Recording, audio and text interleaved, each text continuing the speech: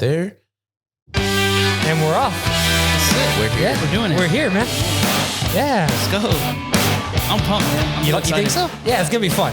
Yeah. Super chill, like we were saying, kind of let the conversation flow. Have a good time, learn who you are. Yeah, chillest podcast out there. Yeah, for sure. Sean, I was like, man, I'm pumped. I don't know if it was the coffee or the opportunity to be here. Oh, man, hopefully it's a combination of both, you know? Yeah, for sure. Everybody walks in and they're like, whoa, this is like legit. I'm like, nah, man.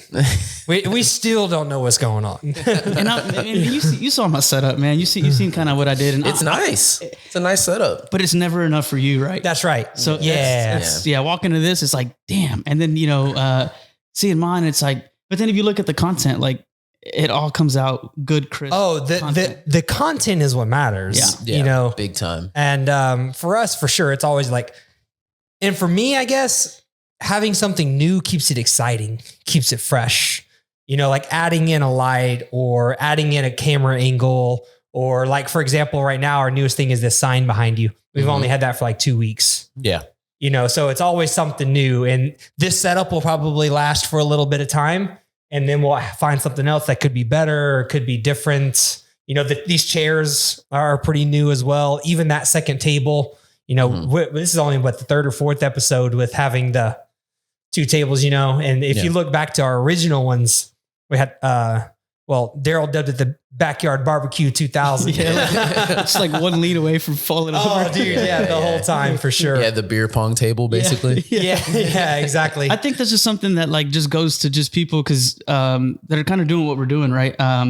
It's a curse and a blessing that we're constantly looking for the next thing. Like, okay, we're here. This is good. What's next? What's next? There's always something more. You're just never. There's actually a saying in fitness, and that's that you have to become satisfied with never being satisfied. They talk about, is that the cat? Yeah. Nah, she's good. Yeah. Okay. Yeah. She shouldn't mess with it. I mean, hopefully not, but if a camera falls over or something, then, we know it's because it'd be a first cat fight. Yeah.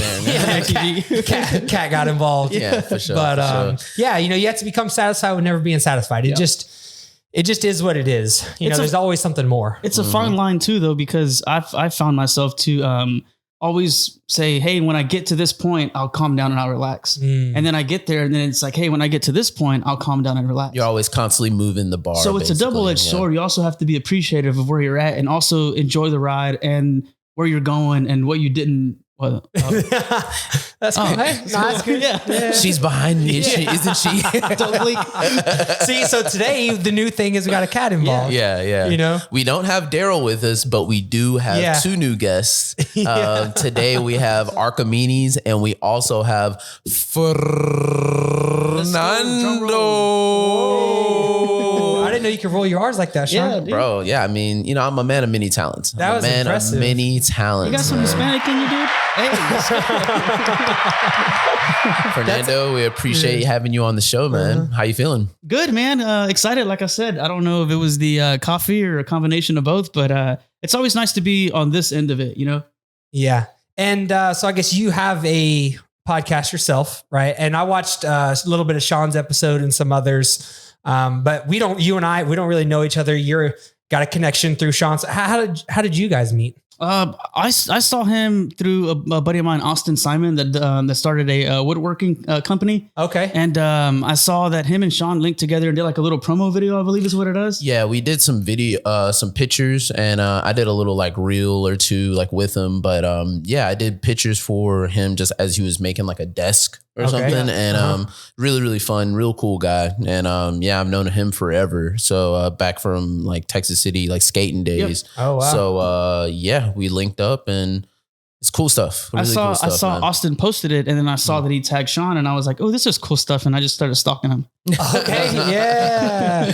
I always, Sean is Mr. DIY. Yeah. Yeah. And Mr. Deal. So like last night he put a thing of him doing like an alternator or whatever. As he was wanted to scream. I was so mad. Bro, you should have done a video of your office chair.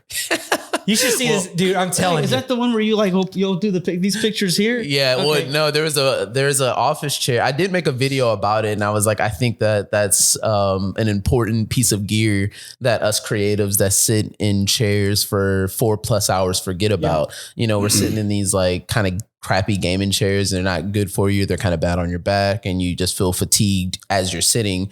But I went down the rabbit hole looking for office chairs, and there's super expensive ones out there. But I was like, let me go over to Marketplace. You put a mortgage on it? Let me go to yeah, bro. It's like, yeah, there's some office chairs. Really, it's like you might as well like ask for like my pinky toe or something. Like it's expensive. But I looked on Marketplace, and I found like the 2 chairs that I use now. They're made by Steelcase, and I found those for like, together, I think it was like $300 for 2 office budget chairs. Sean, man. Dude, all day. A wizard with it. And now he's getting prepared for the office chair racing. Yeah, so I my office chair, my wheels were starting to go bad on it. It's a little bit of an older chair. Oh, I thought this was a real thing. I was like, what? No, it's gonna be. Sean's gonna create it. Dude, there was and so I found some like rollerblade wheels. That's what they're called. They're called rollerblade office chair wheels. And dude, man, smooth as butter. And fast, dude, I'm telling you. You need to put it like one of the races needs to be like off-road tires and you're going downhill. Dude, I'm telling you, you get sideways in this chair, you're going all day. I'm telling That's you. hilarious, man. I've lost control in that thing a couple times. Just this morning, I was like, I didn't even realize, but I was sitting in Sean's chair. And because I was sitting, there's like 2 desks in there. So I was sitting in Sean's chair, sitting next to Justin on the other side. And Sean's sitting there standing. I'm like, man, why is Sean standing up? I was like, oh man, I'm in Sean's chair. Yeah. So I go to give him his chair, and this thing gets loose from me, bro. And it just like flies. It ends up down Highway 3. I swear, dude. That's funny. It just like knocked a bunch of stuff off the desk and everything. But yeah, man. So what all exactly do you do? I was kind of looking into your stuff. It looks like there's a lot of different things going on. So I figured I'd just hear from the man himself. Man, I'm pretty good at stretching myself thin. I sometimes take on too much because of my ability to, I don't know what it is. I've been trying to figure this out for a couple of years. Like, why is it that I'm this way? I jump into something and usually I kind of, won't finish it. My friends make fun of me because I'm really big into like cars. I like messing with cars. I like working on them and kind of rebuilding them. And I always dump a lot of time, energy, and money into them. And I never put one back on the road. So it's really silly. And I got a truck now that like I'm almost done messing with it. And they're like, hey man, it's about time to sell that truck. Huh? And I'm trying to kind of correct myself and kind of develop what it is that like I'm bad at, that being one of those things. I'm forcing myself to not get rid of it. I'm forcing myself to finish it just so that I can kind of reach that level of like, okay, I finished this and I finally accomplished something. Right. But with that being said, man, I kind of stretched myself a little bit too thin. Currently I work at a plant out Chocolate Bayou, Alvin area. I'm a process operator. And I kind of got into that just with the concept of like chasing money. I was like, man, once I make my first, $100,000 or 6 figures, like all problems are gone. Right. Mm-hmm. And that was short lived. And then now I'm just trying to find my time back, man. I'm trying to really just get my time to be able to do what it is that I want to do. And because of work and having the ability to kind of just be on my phone sometimes, I tapped into real estate, on YouTube. And apparently there's a way that you can use like real estate for passive income. And you can kind of supplement your W-2 and be able to walk away from it. And I'm trying to just venture into that. Man, I really wish Daryl was here because that's pretty much what he's got going on as well. Exactly. I think between him and his wife, they have like 8 now, I think. See, and it's just like I not to go too deep into it, but I truly feel that we get to a point in our age group where in life where we no longer can afford to scratch what it is that we really want to do because we have to provide. Mm-hmm. And it's such a bad thing, to say the least. Like, it's horrible, man. Like, why is it that we jump into these things and now like we can no longer like, if you scratch an itch to create stuff, if you scratch an itch to work on cars, or if you enjoy doing whatever it is you enjoy doing, you really can't do that anymore because you have to survive. You have to provide, right? Mm-hmm. Yeah. Yeah. And I fight that line between that delicate balance. Yeah. Of the two. I fight that line between like, and this is where I said the comment earlier about like chasing money, man. Cause I ultimately thought that once I made my first 6 figures, all my problems would be gone. Mm-hmm. And then I realized that like, okay, this isn't enough. I need to make more money. Well, then I spent the next couple of years chasing, much more money. Well, then I realized recently, like within the last like year or so, that it is requiring me so much time to make that much more money. And it's not doing anything fulfilling for me. Do you think it's the money that's driving you, or you just said the word, you kind of took the word out of my mouth, or is it you're searching for the fulfillment?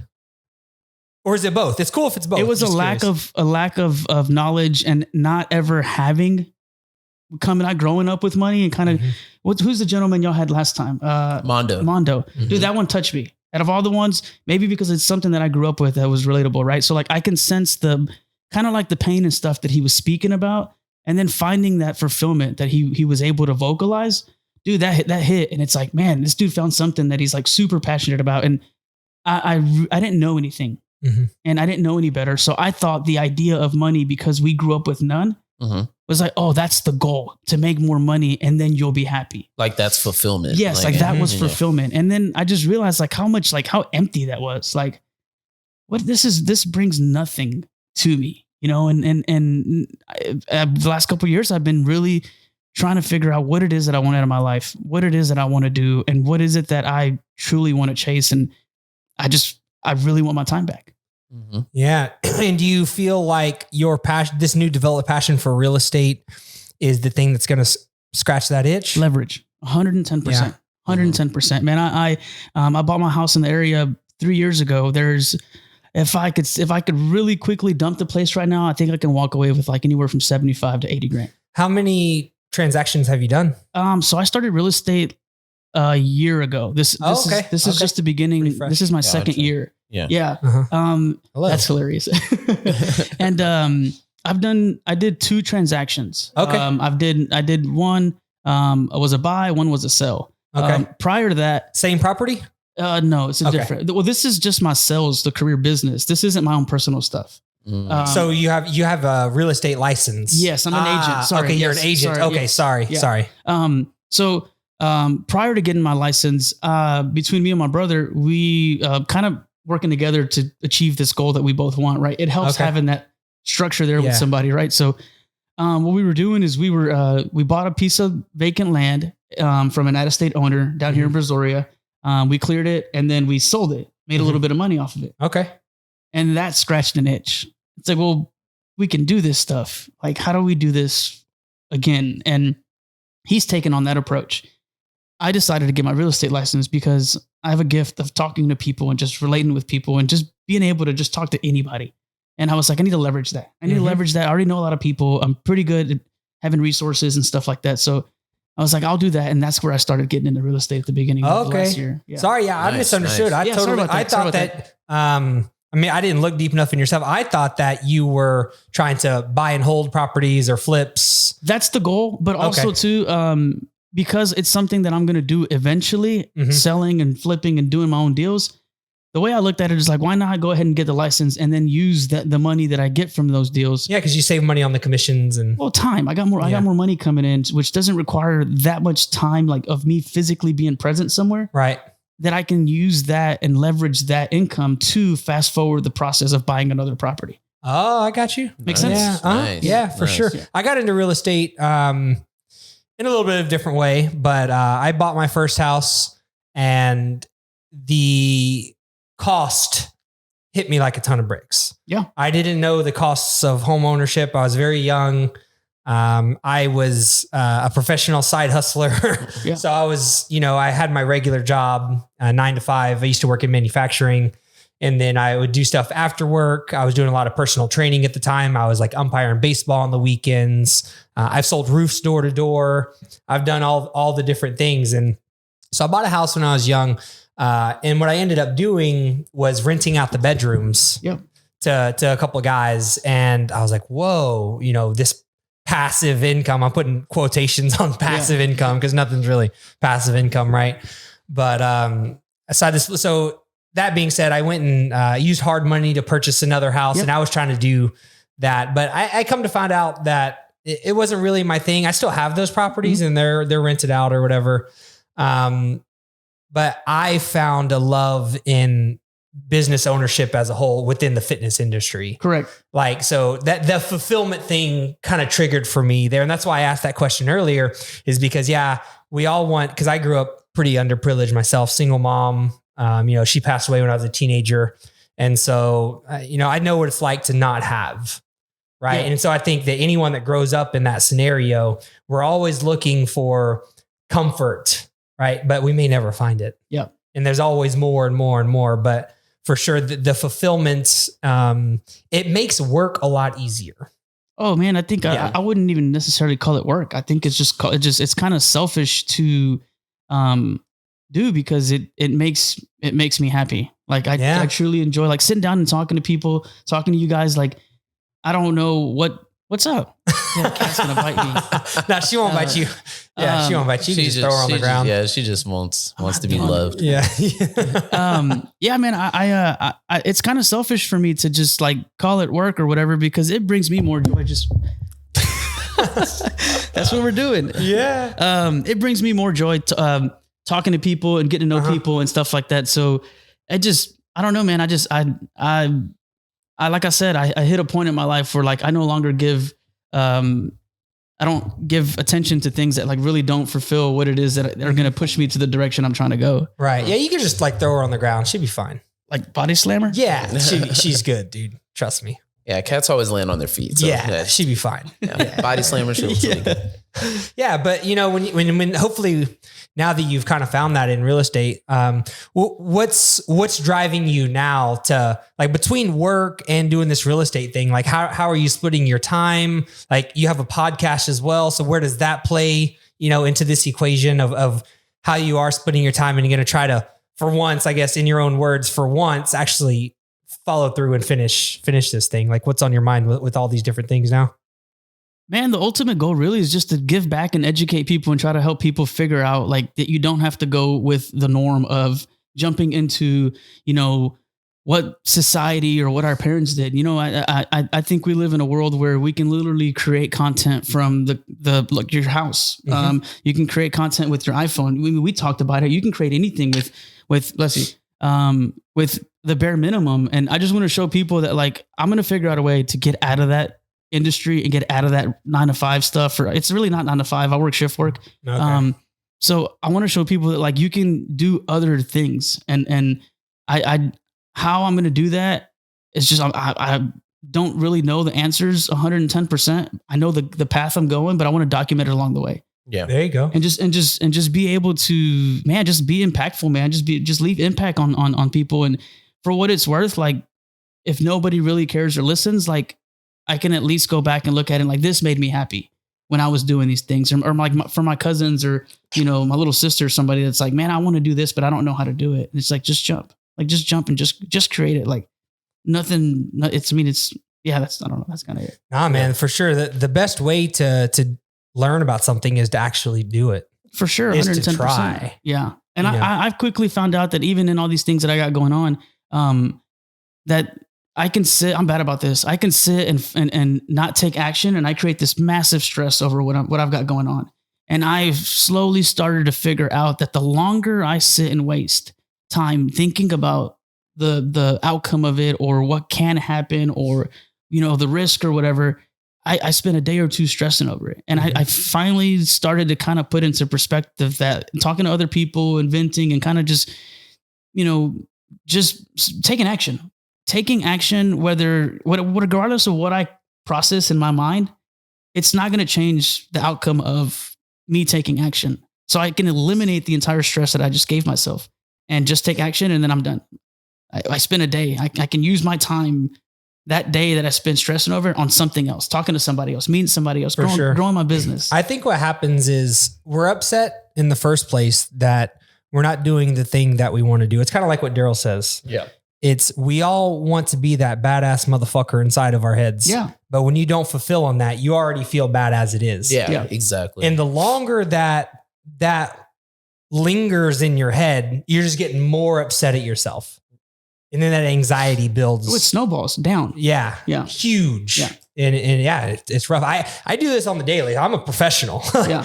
I know exactly how that feels. So I can really relate what you're saying. Does that ever happen to you, Sean? I mean, definitely when it comes to like, video creation, photo creation, wanting to do better and be better every shoot. Yeah, that happens all the time. I'm always thinking, man, I want to do this video, or I had it was a lot worse before. Now it's like, I'll try to get it out some way, in a story, in a reel, in some type of way. I have to get it out, because it's like, if I don't, then I'm upset. And then it puts me in a little bit of a slope where it's like, man, that's 2 or 3 days. Like you said, 2 or 3 days, you're sitting there contemplating it, thinking about all the bad things that can happen and how it can go wrong. And then it's like, man, once you actually do it and it turns out okay, it's like, man, I wasted 2 days. I wasted 2 days not, doing that. I could have been 2 days further with this. You know what I'm saying? So it's like, I agree 100%. So taking action, if I didn't take action, then I wouldn't be where I'm at now. If I was just sitting around just contemplating and wondering and wanting to do at my old place of business, it would have just been, I'd just still been there doing that. And it's a tough mental thing to fight, but it's also one of those things that, like, again, not to beat a dead horse, but if the moment you take action, everything instantly stops. That stress is gone. Oh, yeah. The energy that you focused on it. And then you've got room and time and opportunity for something bigger and greater. Yeah. And that's really it.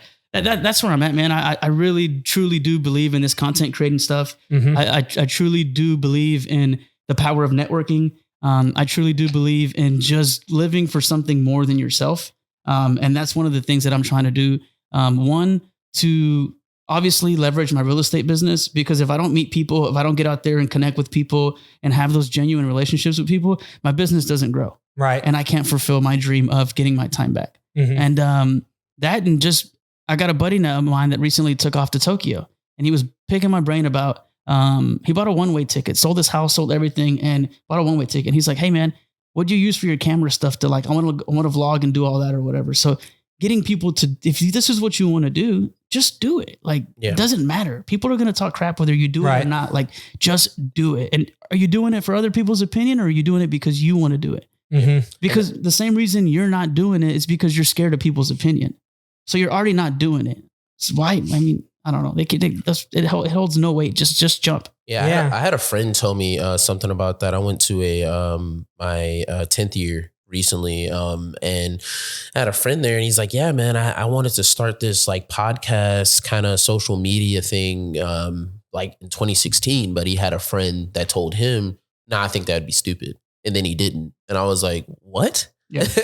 Like, what? I find you friends. And in 2016. And then he's like, he was telling me, he's like, yeah, it's funny because now that friend is kind of not really doing much. Right. And I was just like, yeah, man, you can't listen to people like that. No, you can't. You just can't. Yeah, it's like, if someone's going to look at you in the face and tell you that you can't do something, and it's something they've never done too, because that's a big part of it, is like, people are going to tell you that you can't, or tell you that it can't be done, and they have no experience in the field at all. And it's just like, wow, that's insane. That's crazy that you would even look at someone and knowing you've never done it and tell them that they can't do it. Right. Why would you do that?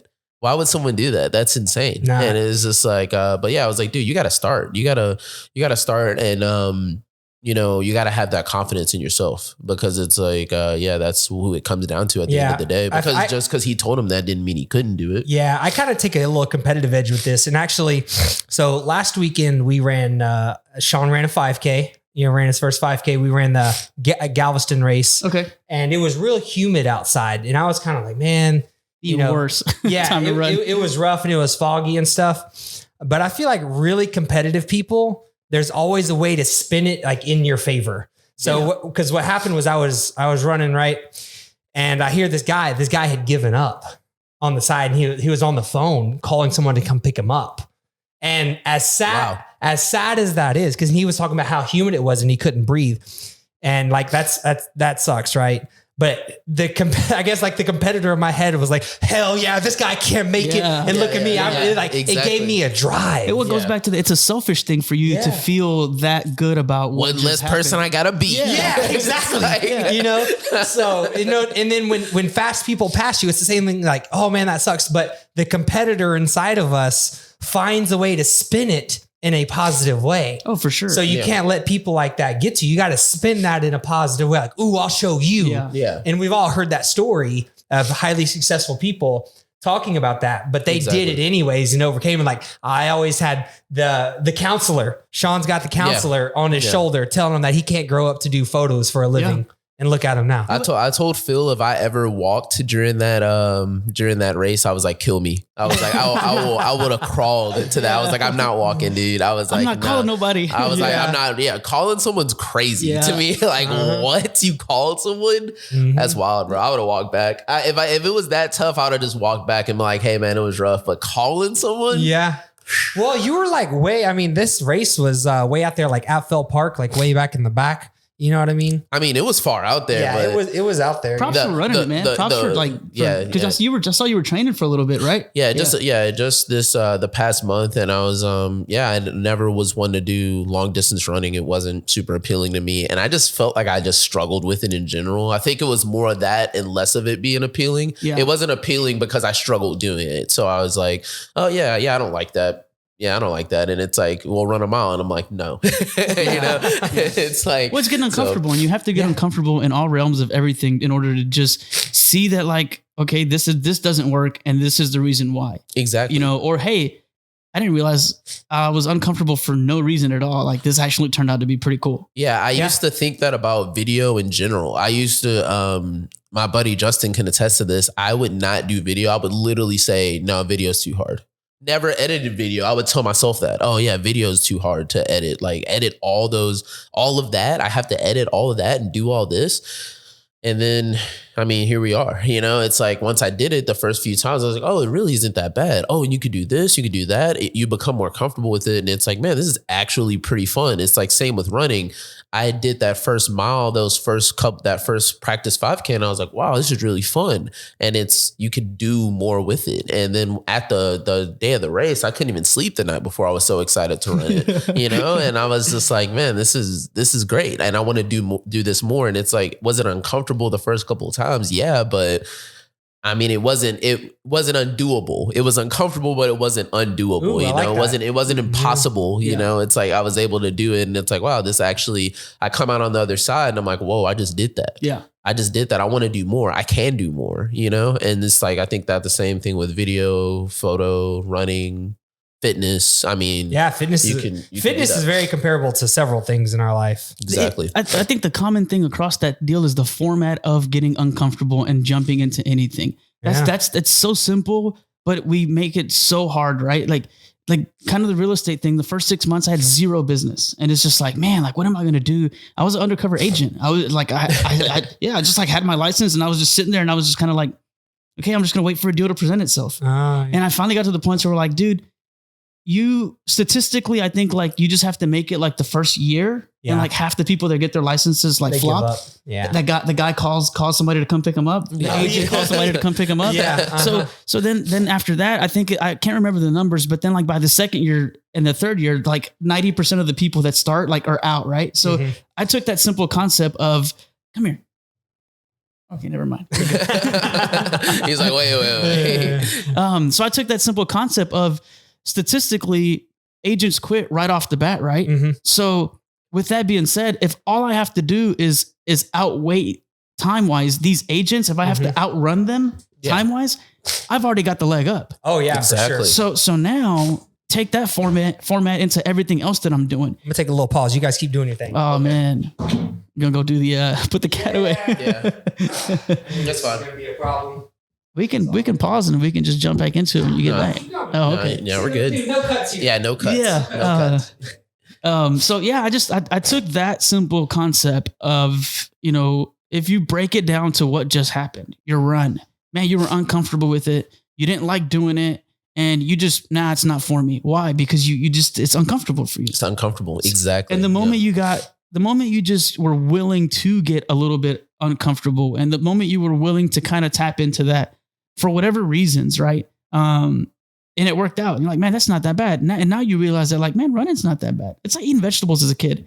I'm not eating this stuff. This stuff's gross. But then you have like some Brussels sprouts or that the are benefits, grilled up. Or you realize about the benefits, or just like vegetables as a whole. And you quickly realize that like, man, this isn't this bad. Like, and the benefits. You could put my bag in front of that door because, you put them. Oh, okay. Gotcha. Ooh. But yeah, and that's kind of where I'm at with everything, man. I I've found, and I've kind of not found, but I've like what do you call it? Like I try to break down everything that I do. Like what went wrong here? What went right? Self-evaluation. Self-evaluate. Yeah. Like constantly, like what could I have done better in a deal, in my day, in everything. And I fight the line between like kind of staying in old habits, but I quickly realized that like I've got some momentum going with the YouTube thing. Yeah. I'm getting a little bit more subscribers. I'm getting a lot more watch hours. I'm getting a lot more traction on social media. People are calling me more for my real estate business, which is what I'm really trying to, magnify on. And that's great, dude. It's been a blessing. Making gains. For sure, man. And it's just like, okay, how do you keep this momentum going? And it goes back to that deal, like the fear, like, I worry a lot. Like, am I going to let this person down in this transaction? Is this deal going to go through, and am I going to be able to help them out with what they need? Like, it's a lot of pressure for me. Right. Sure. But also that is like, I always in that business, like I let people know like, hey man, you know what? I'm not sure. Let me double check and let me figure out what's going on, and I'll get you the right answer. Cause I don't want things change all the time. So I don't want to get you the wrong answer. And then we end up in a bad spot. And then I have a huge support system in that industry, which is key. I didn't do this all by myself.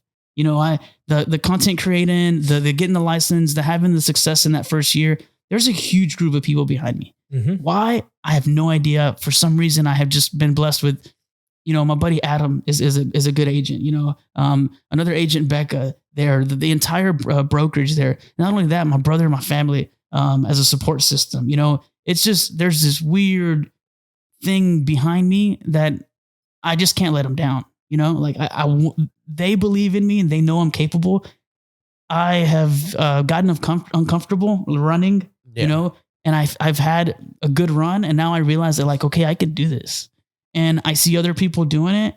And we live in a world where, again, you can do whatever it is you want. We have the internet. You can figure out, you don't have to go to the library, get an encyclopedia and figure out how to do this or do that. We have the internet. You can learn anything on YouTube. Yeah, for sure. So it's just with that, it's just like, I'm just getting uncomfortable a lot more often just for the sake of just to see how far I can push my life. And now it's like that we were talking about earlier, you spend like 2 or 3 days, like thinking about doing the thing, starting the YouTube channel, going on that first run, going to the gym for the first time. And then after you go there and do it and get into the rhythm of it and getting uncomfortable, it's like all that time spent doing that now is spent on how you can make it better, how you can do better. Oh man, I want to make sure that I make this wedding client happy. I want to make sure that I can hit a better lift. I want to make sure that I can run further. I can, get this deal on this house. That's the thing that like consumes your day now, and it's like, man, that's what I would want to consume my day rather than, man, if I get this first camera, things are going to be looking up, Time's going to go by. Yeah. It's like time's going to pass. Yeah. We do only have so much time. So what I start doing when I really get into something, I've found that, I don't fight the urge to allow it to consume me. So for example, fight the urge to allow it to consume you. Okay. Because there's an urge to not let it like, oh, I'm spending too much time on this or whatever. No, let it happen. Yeah. So I'll even embrace it to where like when I really get into something, I'll just make a couple of examples. Like my first ever, and I have a question for you too. The answer is yes. It's not a yes or no, but I was going to ask you like to tell me anytime I talk to people like yourself, I'm always curious of that first entrepreneurial thing that you tried. And like, I just want to know about that thing. But anyways, so my first one was photography and video.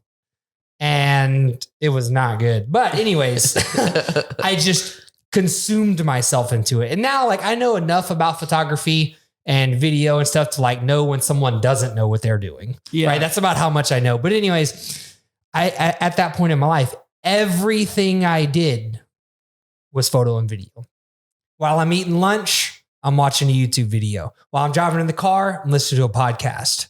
Like everything. In all of my free time, I'm out practicing, right? And then when I first got into fitness, even way before that, everything in my life was consumed by audiobooks, podcasts, books, driving, free time, all consumed by this one thing. And then last year I got into, have you ever heard of disc golf? Yes. I play disc golf now. So one of my coworkers does it, and I never realized. Dude, it's great. I'm a huge fan, and I don't mean it in a bad way when I say the word like geek out about stuff or nerd out about stuff. That's what I'm talking about right now. Yeah, that's exactly what it is. And I think if you're going to be great at anything, or you want to be fulfilled with what it is you have to geek out about stuff. You have to. You just have to. Definitely. Because we only have I don't want to spend the rest of my life learning about this thing. I want to learn now. I didn't realize disc golf was as big as it is. And I watch him geek out about it or nerd out about it. Like they tell you geek and nerd are like a bad thing to call somebody. Like, no, dude, no. They're the cool people. If you really think about it, go back and look at the geeks and the nerds in school. They're doing something. Yeah. So it's like, okay, now it's like, I need to get geeked out or nerd out about something. And he is. And I truly love people. I truly love when people find something that brings that, nerd or geek out of them. Yes, and they're not even worried about it They anymore. don't even care. They're just like, whatever it can be. The fact that someone is so consumed in something, it's like, okay, how do not in a bad way, but like, how can I learn something from this person? And how can I leverage this good thing that they're good at to my advantage and learn something from it? You and your tech, how can I take something that you're so passionate about, and how can I stalk your social media and watch what you do so that I can get better and I can kind of perfect my craft when it comes time to it? Yeah. Grant Cardone taught me this one. You got to be obsessed. Yeah, you have to be. Bro, if you're not obsessed, you'll never make it. Yeah. And whatever it is that you want to do in that space, or if you want to learn about something, if you don't get obsessed with it and be okay with being obsessed with it, you won't make it. I also think, though, to be fair, you also have to have a little bit of balance where you kind of don't let it overtake you to the extreme. Like, because I sometimes let it super, super take over what it is that I'm doing. And I'm not saying this for like, I'm with you on the page where when I get up, I'm all things real estate. When I go to bed, I'm all things real estate. But I also have learned to accept the fact that I don't have to be all things real estate 110% of the time. That yes and no, it's kind of hard to explain. No, I know exactly what you mean. And I agree with you. Yeah. But when you're in it, I'm in it. You have to be in it. I'm in it. Yes. You can't split it. No. Right. So like you want to go to dinner. I don't know if you're married or whatever, dinner with your wife or whatever the case may be. We're taking applications over here. I'm just kidding. Well, plus, Sean, can we link that? Yeah, for sure. Yeah, right. Can we link that app? Yeah, have your people call my people. Yeah, right. But anyways, like I'll put your Tinder in the bio. There you go. Yeah. if you're in that moment though, be 100% in them. And I have a bad habit of this. I know that I do. Is it a bad habit though? Because you're maximizing on your life. No, I have a bad habit of letting two things come at the same time. Okay, yeah. So I try to focus but just because there's so many different things, like when you're trying to do one thing really well, there's so many micro things within that one big thing. Like for example, running a gym, like there's a lot more micro things than just knowing fitness. Than knowing how to do a squat correctly. It's way deeper than like teaching somebody how to do a squat, right? With Sean, it's way deeper than knowing what aperture to use and what focal length, right? Exactly. But there's a lot more to it. Yeah. But until you're an expert in it, you don't know that there's more to it. Yeah. Right. So you have to focus on one thing at a time. But anyways, when you're in the moment, you are all in on that thing. 100%. In the moment. And that's what happens to me. And like my example with disc golf was about a year ago, dude, there's not a question that you can ask me about disc golf that I don't know. But that's what I'm saying. But that's also, I know. That's also the balance that kind of pulls you away from your obsession with what you got going on and gives you a little bit of something else. You don't the healthy habits. The healthy habit, yes. Yeah. And it's just enough to kind of separate yourself from all things gym, all things, business, all things real estate. And my guilty pleasure is me working on my truck. I truly do. I'm doing like that? Yeah, yes. Bro. Like I saw him post this thing yesterday about the alternator, and I was just like, I was going to tap in and I was like, why didn't you just drop it off? We could have fixed it like whenever, all I really needed was a YouTube video and a dream. No, I just needed a couple. I just needed a couple sockets. I needed like a 14, I think. Dude, I have an entire lift. You could have pulled the motor out, done all kind of stuff. Oh, yeah, I got a hoist and all kind of stuff. Yeah, at that point, I was ready to pull the motor out and throw it through like the roof. I was so mad. I could help you with that. I can assist you with that for sure. But yeah, no, I agree 100%. And we talked about it a little bit on your pod, is just having healthy habits and being able to kind of step away from the thing that, is the number one thing and having a number two. And a number three, possibly. It's like, to me, fitness is a healthy habit of mine. I love being able to go to the gym and really kind of like go hard in there and like forget about everything else for an hour and some change. And really, cause it helps me focus actually. It's like being able to lift and go and running or something. It helps me kind of focus and formulate new ideas or new things or new approaches for photography and video. It's like, oh man, you know what? I could probably try implementing this, or I could try this. Let me try that out. And you know, it's just sometimes when you're in it and you're in it hard, you'll forget about these other things because you're so used to doing your one thing. Right. Yeah. It's like, man, I'm a squat expert. I'm so good at squats and squats. That's all I do. But it's like, you want a fitness like business, you have to know more about that. Yeah, for sure. And I always talk to people about fitness being an asset in their life. So too many people, I think, allow fitness to overtake their life. Like, let me do that. This is what I do for a living. Yeah. But you know, for you, my goal for if you're not me and you don't work in with us, right? Like my goal is to get you to allow fitness to be an asset to your life and do exactly what Sean just talked about, where it's adding to your life. It's an asset, not a liability. For too many people, fitness is a liability and they view it as a liability. Like, oh, gotta work out today instead of, ooh, I get to work out today and I'm going to feel so good afterwards. That's an asset. I think you have to give people that purpose. Like people have to figure out that. I started to kind of like put things in a perspective. Like, what is it? Like an analogy? Right? Imagine a boat, right? And you've got 4 sections to it. You know how they have those little individual sections on the very bottom of the boat? Okay. And they've all got holes in them, right? And they're filling up with holes. What you have to do with a couple of things, your family, your finances, your health, and then I guess like your hobbies, right? They're all equally filling up, you know, and if it gets to the top, it's going to be heavy on that side. It's going to sink that boat, right? So what you have to try to do in life is go from all those things that you care about, and you have to slowly start pulling that water out of those and throwing it overboard. Because if not, if you let one of those things, you know, reach that tipping point, what's going to happen is you're just, everything else the ship is sinking. So it's equally parts important, I believe, to take care of your business. I mean, yourself, because you're a business. What you put in your body, what you put in, you know, in what you watch, what you consume, like physically, mentally, through your ears, visually, like all that stuff plays a huge part in kind of how you move your day-to-day stuff. Like back to the thing that I can relate with, cars. I do maintenance on my truck all the time. I take care of all my stuff because this is my transportation to what I'm doing. Sorry. Special guest. Hello. She was. Yeah. Oh. Yeah, and that's the way I look at it. It's like if you look at the grand scheme of things from the very beginning to where I'm at now, fitness has always been a part of my life. Do I dip in and out of the fitness element of things? Yes, absolutely. Most people do. For sure. But I have never had a workout where I'd say, man, that didn't benefit me one bit. Never. You see what I'm saying? Were we just talking about this? We were just talking about this like, after the run. I feel so much better accomplished. I feel so much better, like just I guess like that dopamine rush that you kind of get from like the mental accomplishment that you did something. And also, man, I'm almost, I got like a nice little 4-pack, you know, like I walk by the mirror and I'm like, all right. Yeah, and that confidence is important, dude. That confidence will roll over into your real estate career. When I walk into a room, dude, and I'll never forget, like this chick one day told me, and your shirt's off and you're just like everybody's staring. Yeah, sign this contract here, and I'm flexing in the, you know. You do the Johnny Bravo and you flex and just everything just comes off. Yeah, you're rocking and rolling. But I remember this girl one day, and she was like, man, you know what I find like the most, like, I guess, attractive quality about you? And I'm like, what? She's like, your walk. Like, you walk very confident. Okay. And I was like, it's not even how I look. Like, it's like, so this whole time, you mean all I had to do was figure out how to walk and I was good? Like, I've been doing it right. Like, I'm not a fan of your face. Yeah, that walk. That walk is something crazy. Yeah. What is it? I hate to see you go, but I love to watch you leave.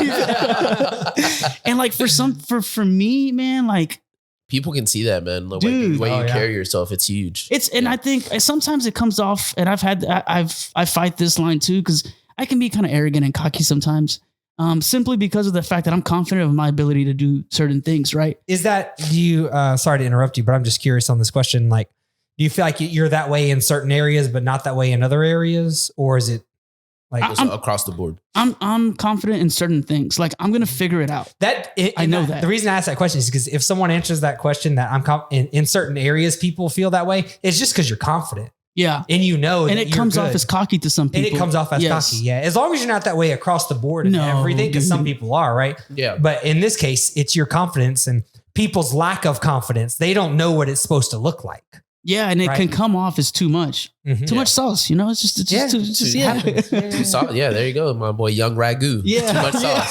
Too much sauce on it. I try to be a little bit more humble about it and kind of gauge the room, gauge the environment. Like is I don't try to have that balance a little bit. I don't want to come off like a D-bag, like I don't want to come off as that guy, but also too, it's like, hey man, like I'm pretty good at figuring stuff out. Like let's problem solve this here and go from there. And that's where that confidence comes from not having everything growing up, from taking my financial position from nothing to now making something, to being able to start real estate and have a successful first year. I'm about to tap into, I did 1.1 in mil in sales. Yep.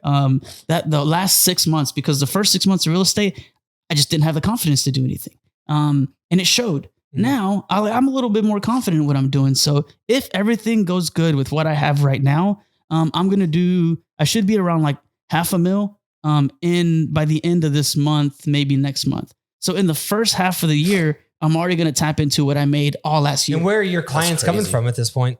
So I'm not super creative. So everybody at the plant where I work at knows I'm a realtor. Okay. Everybody on social media knows I'm a realtor. Right. Everybody on my podcast, on my YouTube channels, they know I'm a realtor. And the reason why I take that approach to it is because I don't have the free time to go sit and talk to 200 people. I don't. So what I've learned real quick is that if I put a piece of content out on social media, it can reach up to 1,000 people, depending on how I market this piece of content, right? So you go talk to 1,000 people and mark them off and have good conversations with them. How much time is that going to take? It's going to take some time, right? Yeah. But if I just create one piece of content and I put it out there, everybody can see it. Obviously, given the algorithms and building up that it's just time over connection, time over marketing myself is a lot more valuable for me on social media. The first sales that I got were my coworkers. And fortunately for me, I was going to put this in a video for myself first before I put it out there. But fortunately for me is they pay us substantially well for what we do. So the lifestyle that most of us live is a little bit higher than average, right? As far as homes and stuff go like that, right? We can financially on paper borrow more money. A lot of people maximize that and have these nice houses and 500,000-600,000. So how I did that was just 2 sales.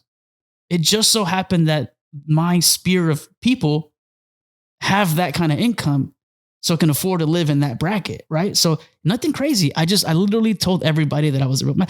And it's probably shooting myself in the foot because they see like, hey man, you can't be an operator and be a realtor. Like why not?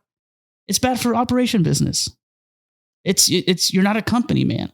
We understand that you got bigger visions and we need somebody that's got a vision for here 110%. Oh, you're saying that like the company doesn't like the idea of you being a realtor and an operator, not just in general. I guess that's what we were. I don't know if the company doesn't like that, but I wouldn't imagine they'd be too fond. Vibe. Yes. The cultures don't vibe. I've talked to Daryl about this. Yeah. The cultures don't vibe. Yes. We don't need you to, conflict of interest. We don't need you to be doing something outside of work that's going to pull you away from here. Yeah, exactly. But I want to take a step back to the first thing that you said, which is I'm not very creative. And in my opinion, you're wrong. You're extremely creative and you're being resourceful. Yeah. Right. It's not the amount of resources that you have. It's the resourcefulness that you use.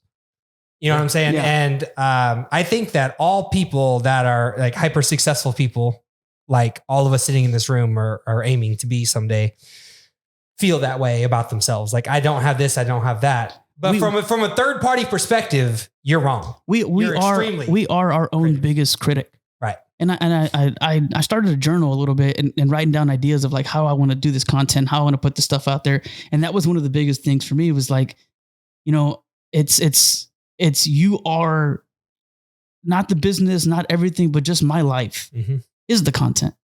Like my life is the content. Gary Vaynerchuk style. Dude, people love like one of my good friends was like, dude, I love your ability to just figure shit out. And I'm like, what? Why? What? And he was like, because he was like this MFer, right? Like when I put something up and I was trying something new on social media and I was like, what? And I was like, what? Like, why are you saying that? And he was like, you, man, like you get into something and you just have an ability to just figure it out. Right. And it's just like, man, that's cool. Thank you for noticing that, you know, like, and it's cool because people every now and then like, dude, I'm a hugger because I think it breaks that awkward ice of like, you know, like, so like when I meet somebody or whatever, like I gave Sean a hug the first time I met him. I was like, dude, give me a hug.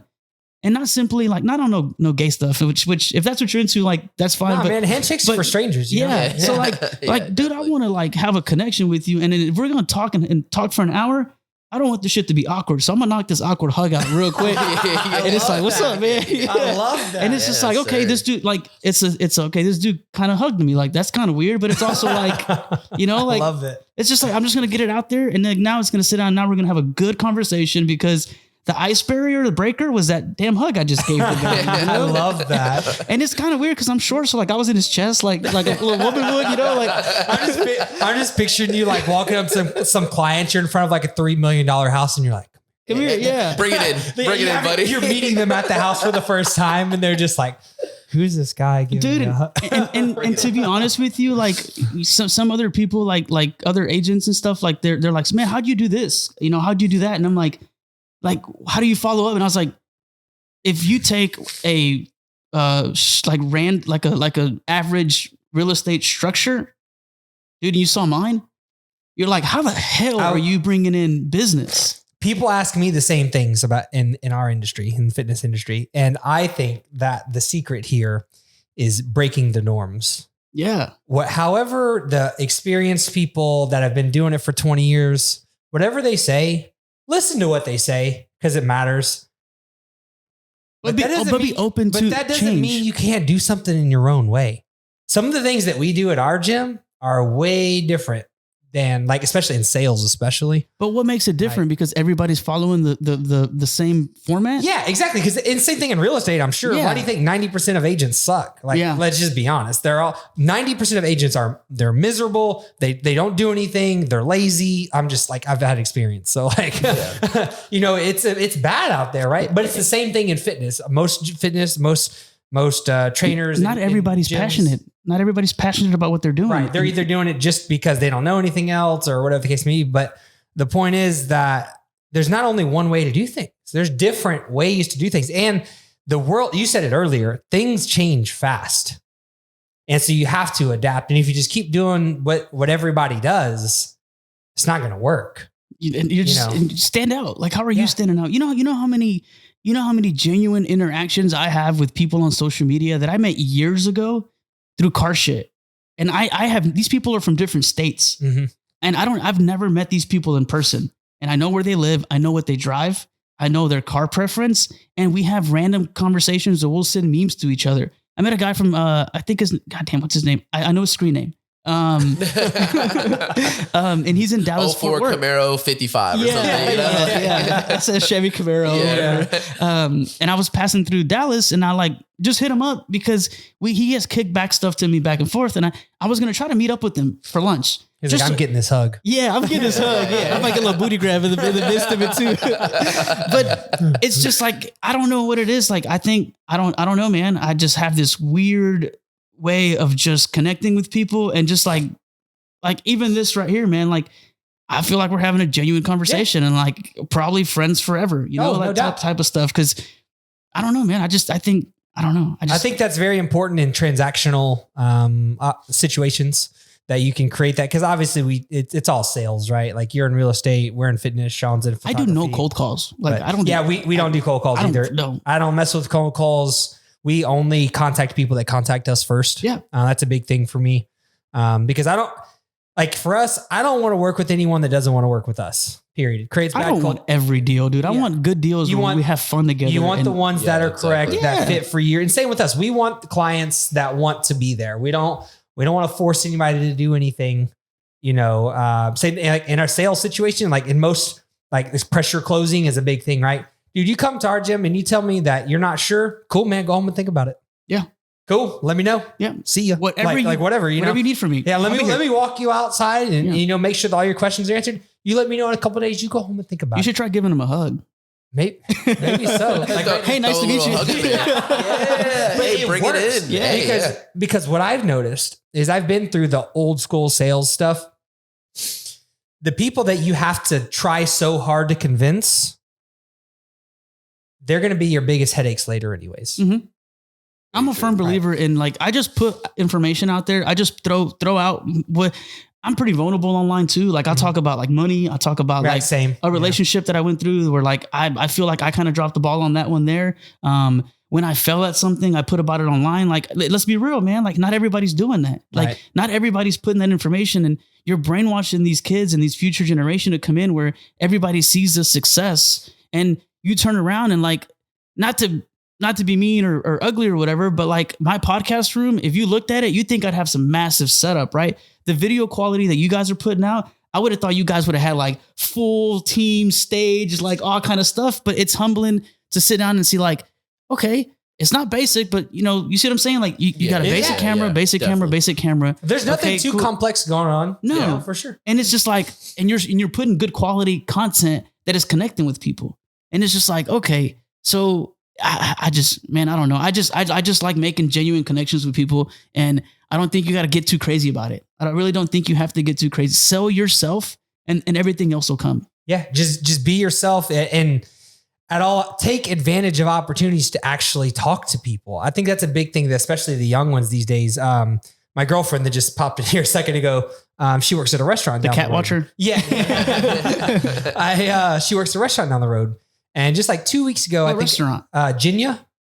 Oh, okay. On NASA? Yeah. Okay. And she bartends sometimes, manages sometimes, serves sometimes. But so anyways, I'm over there sitting at the bar and just kind of hanging out. It was like a Friday night. You know what I mean? I don't really have much going on. So I go up there, grab some dinner or whatever. And these kids sit next to me and they're probably college kids, like early 20s.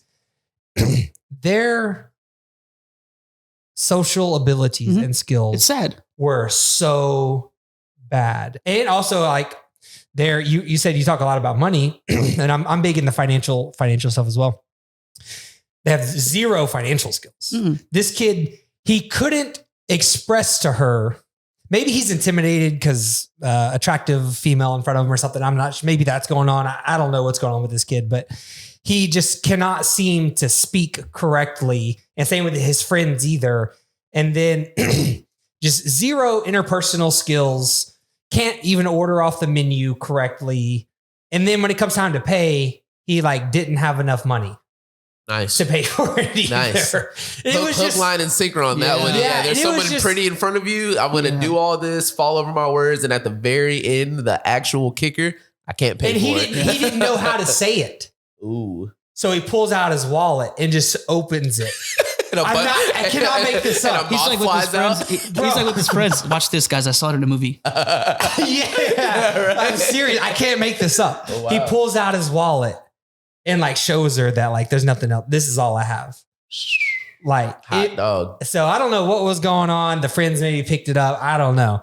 But all I'm saying is, and I forgot the whole reason that I even started saying that, but just people not having that ability to talk and stuff. They don't want to. Yeah. They don't want to. And the other day I had a prospect at the gym who had inquired online, and we like to do phone calls. I like to call them and talk even before they come to the gym. I want to call and make sure that this is a good connection and someone that we actually want to have in the gym. We talk, and to be different. And one of the ways that we're different is I tell them exactly how much it costs right there on the phone. What's that? You hug them?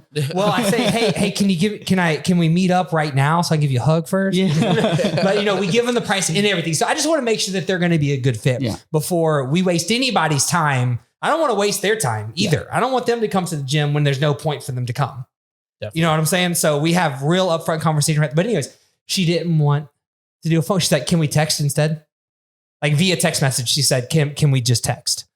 And this has happened multiple times where people just don't want to talk on the phone. Like, we can get this done in like 3 minutes versus 3 hours. Yeah. If we just talk on the phone, but there's just no things get misconstrued skills through text also. Yeah, like, that's true I also like talking, like if someone reaches out to me for like a bigger job or a bigger client, I do like talking to people myself also, just because I'm like, man, let's get on FaceTime. Let's get on. And everything has some type of like FaceTime equivalent. You can even get on Instagram and like talk to people that way. Yeah. And do like a video chat type thing. And it's like, it does make it easier, I guess, to invest in that person. Like I think we've talked about it before. Like you and Phil, like our Phil and I, we've probably talked about it, but like people invest in people rather than people they like. Yeah, exactly. Yeah. If they like it and they can see a general connection with them, then it's like, man, you know what? I think I do want this guy to shoot my wedding. I think I do want to buy a house from this guy or go to this guy's gym. Because and what me and Sean always talk about is whenever he's filming whether it's me or one of the other coaches at the gym or whatever, like make sure that we're connecting with the person. Because let's just be honest about the situation here. In my opinion, we have a great brand. OTG, only the greatest, is if people would take the time to learn what it is, they would see that it's not just some company trying to take their money. But this is why I'm here, because I like what y'all are doing. And I know people watch my stuff, and I know people kind of like kind of who I am as a person with some of the genuine connections that I've made. And they see this, they're going to watch this. And what it does is it opens a door for OTG and my audience. It opens a door for your audience to simply say, like, who is Fernando? Man, that dude was cool. Yeah. Or that dude was cocky, whatever, it just connects two followings. Yeah. To two families together. And people can decide from that point on. It's like, man, I'm going to watch this guy's stuff, or I'm going to watch this gym stuff, or I think doing this is super huge and super important for other people just to get out there and do. Mm-hmm. And the point is that they like the people involved. Yeah. People are much more likely to invest in a person than invest in a business. Yeah. Is all we're kind of getting at with that, I've said this before, and you can be a shitty person about it, or you can be a good person about it. If you can learn to get people, if you can learn to manipulate people by giving them value and making them feel appreciated, you can do whatever you want with them. If I make you feel appreciated and I make you feel of value, which is like what bad relationships do. Like when dudes like make chicks feel like the top of the world, they love them and this and that or whatever, they make them feel of value, right? Then they turn around and treat them like crap. Mm-hmm. And that person doesn't leave because they feel the love, and they feel, even though it's like weird science, same thing in business. On the other side of it, if I take care of you and I make you feel good and I just treat you, I give you those words of affirmation, I give you whatever your love language is, you will do way better things for me and my business. It's like having good employees. It's not hard. If everybody would reinvest in their employees and find out what it is that drives their employees and nourish that, you don't have to worry about people doing good in your business. Man, this guy takes care of us. Mm-hmm. This guy makes us feel appreciated. This guy isn't really worried about the business itself. It's more oriented around the family.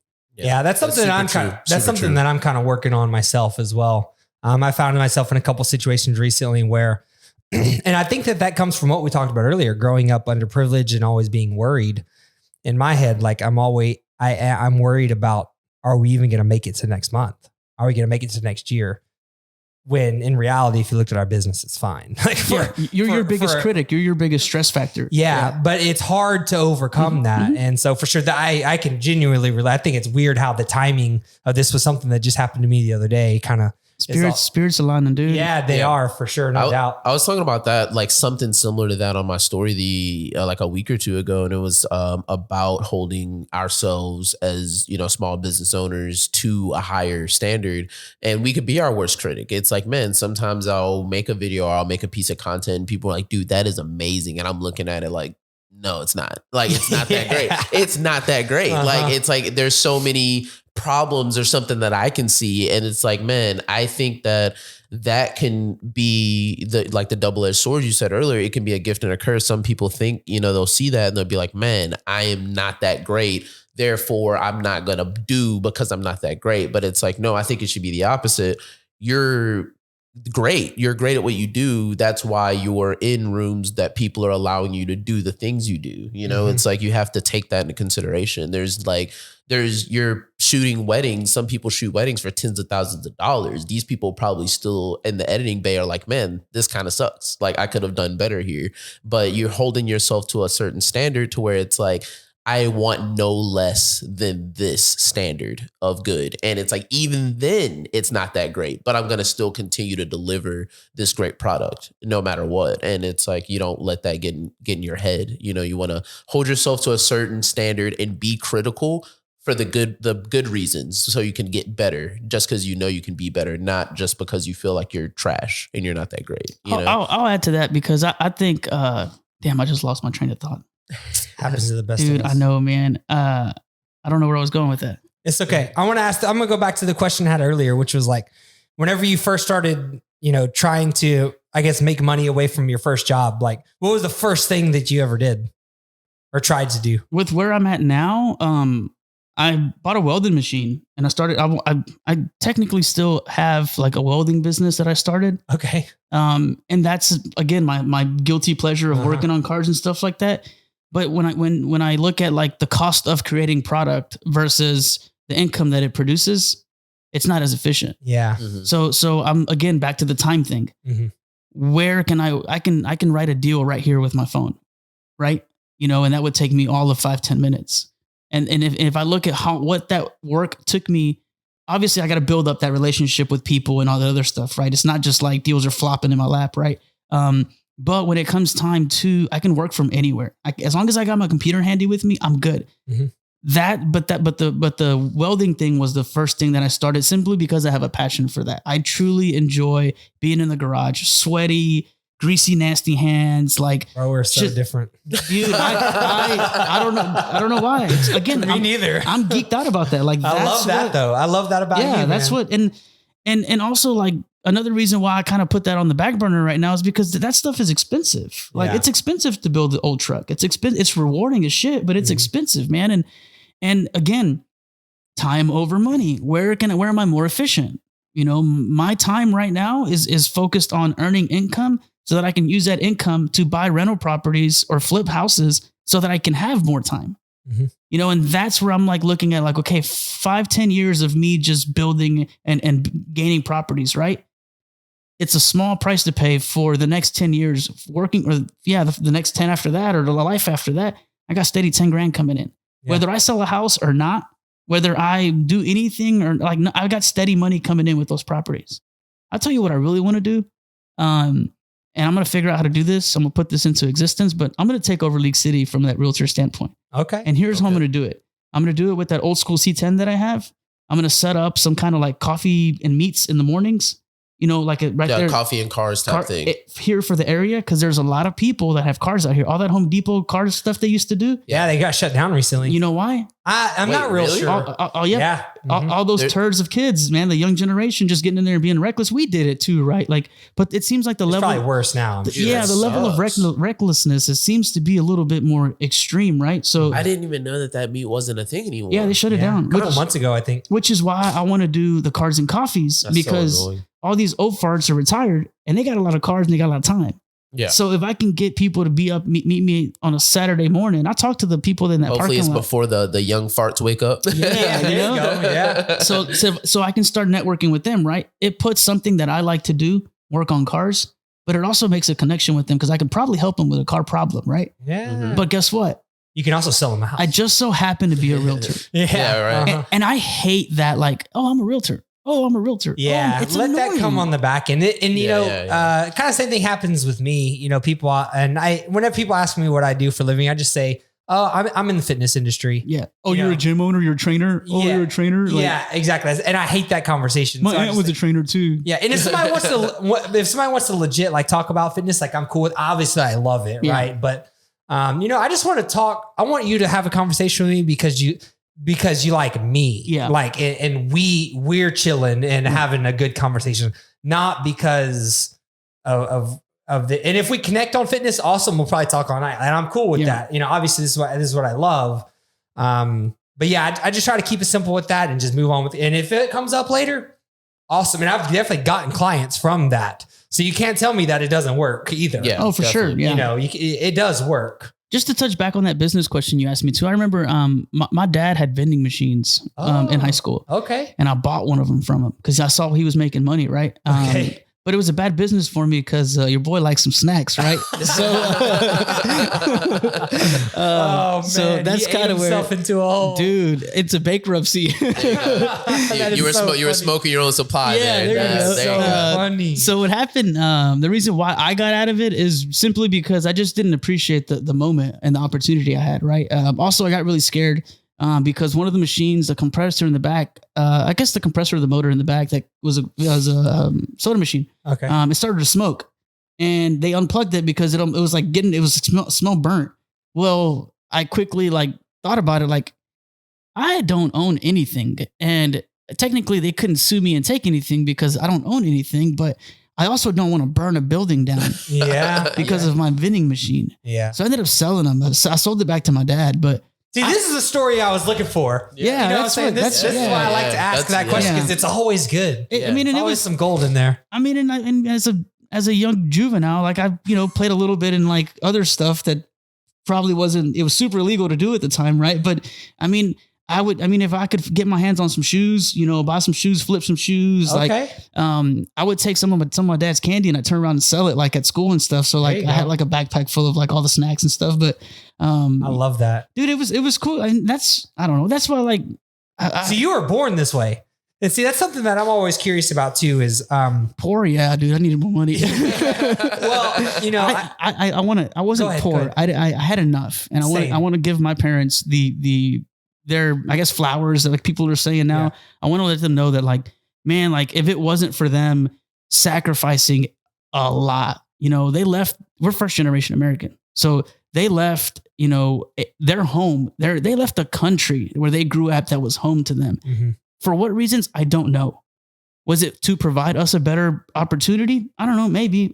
Was it just to get away from whatever? I don't know. But I am thankful for the path that they took, because it's given me a very, very abundant, very privileged lifestyle. Sure. Like, dude, I look back at like kind of how I grew up, and it's just like, man, I have top tiered past like what I was, I guess, expected of, or whatever the case is. So I didn't mean it to say like poor, like, we grew up. I know what you're saying. Yeah, I grew up.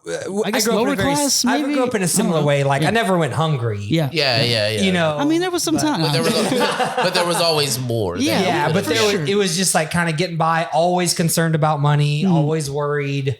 You know what I mean? So yeah, I can definitely relate. But I liked curious if you were that way as a kid, because it sounds like you were kind of born that way. Even as a kid, me, not at all. Zero. I had my first entrepreneurial thought of any kind at 24 years old. What was it? What triggered it? Fitness. Yeah. To try personal training instead of just going to work every day. Yeah. And then it all kind of started from there. And then it really came to be when I rented out the bedrooms at my house. And that was just when I was 25, about a year later, rented out the extra bedrooms of my house. And I was like, damn, I didn't even do anything. And they just gave me some money. Yeah. See that moment right there. I mean? And I'd already been personal training for a year. So like I had a side hustle, and I started to think like, there's more to life than just as a kid around here, Sean and I have talked about this, where we're from, you grow up and you go work in the refineries. Or, you get a nursing degree. Exactly. Something like that. Yeah. That's the thing. Right. Man. Yeah. And, I thought that was I didn't know any different. Yeah. For a long time. But yeah, in about 24 years old is when everything in my life took a complete 180 from that day. But I want to tap into that too, because I think how that happened for you was what I'm after now.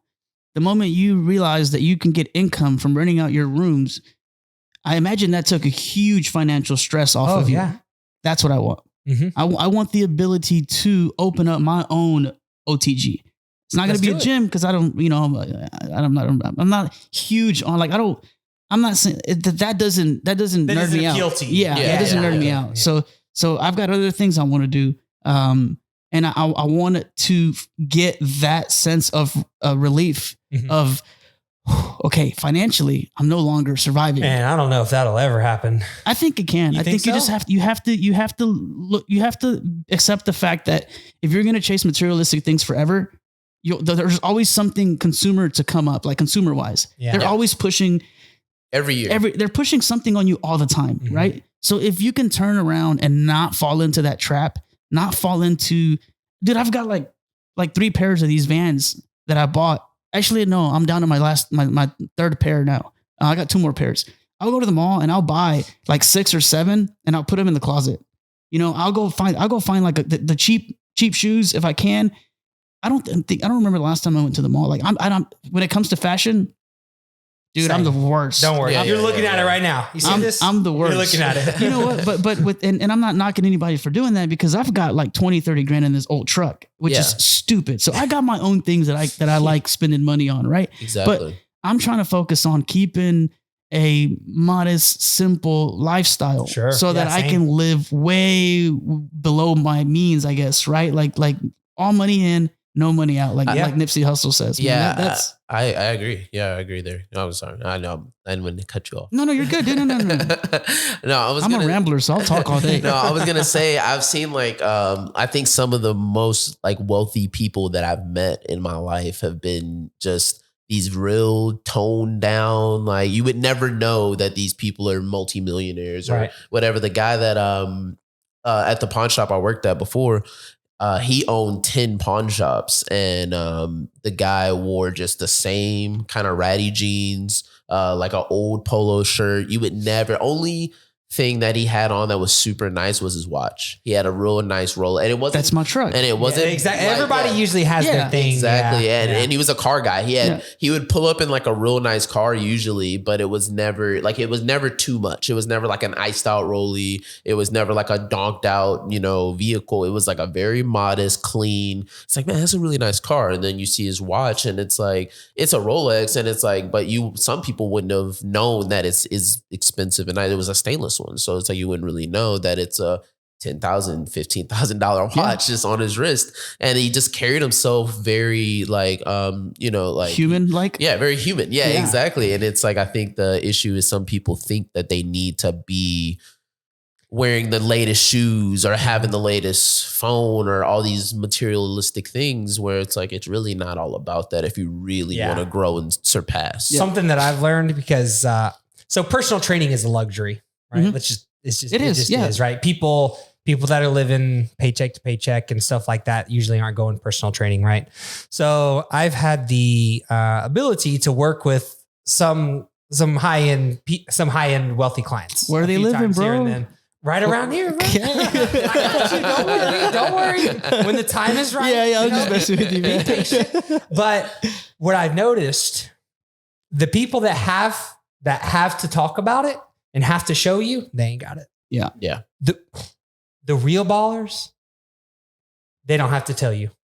Well, I think it also comes down to like, what is the purpose for it, right? Like, what is it? Do you want it because of the materialistic stuff or do you want it because of the time that it can get you, Yeah. And I think that just kind of comes down to it. Like, are you chasing it for the materialistic thing, or is it a real sense of joy? And if it's a real sense of joy, dude, that's cool. Yeah, man.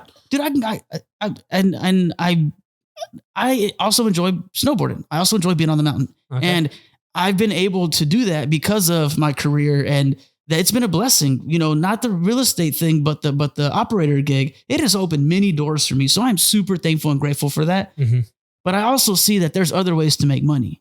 I also see that there's other ways to make money where I don't have to be sitting somewhere for or locked into a room for 12 hours, right? Like there are other ways to your gym. I'm sure you're making a living with the gym, aren't you? Right. You're surviving, it depends. Rich. Like, what do you call rich? Right. Like, I mean, you're rich in a sense where we're sitting in a nice house. We've got some nice equipment sitting here. We're creating content. Like we're here on a Friday doing this in the middle of the day. Right. Like because of my work schedule. Right. So you're creating an ability to fulfill your dreams in a completely different lifestyle that doesn't go against the normal thing. Right. That is motivating and inspiring to me. You're creating a financial living, means of survival with your hobby, bro. Like your hobby. This is something that you truly enjoy to every nerd day, out and geek out about. You're making money. So it's just like, okay, how do I tap into other people that are doing this? Because it's motivating for me. Like, again, it's selfish for me to have these conversations with people because I take more away from it. Like, these dudes are chasing their dream and these dudes are making it happen and they're surviving. It's a quick realization for me that I don't need to be out there slaving for money, chasing that dollar because I can make it happen in other realms of stuff. And here we are in real estate and creating content, man. For sure. Yeah. 100%. Some people just need to see that it's possible. It is. And that's what I hope to leave an impact. And when I go, don't get me wrong, I want to get to the point to where I can pull up in a Lambo or something stupid. I'm with it. But I want people to also know that like, hey guys, this is how I did it. This is how I got this car. This is how I did it. And put that knowledge back. So I don't know why. I don't know if society was like this for a certain reason. You weren't supposed to talk about politics and religion, or politics, religion, and like money. Mm-hmm. Why? Why? Why? Can't answer the question. I have no idea. You see I've always heard that. Like any job I've worked has always been like, don't talk about finances.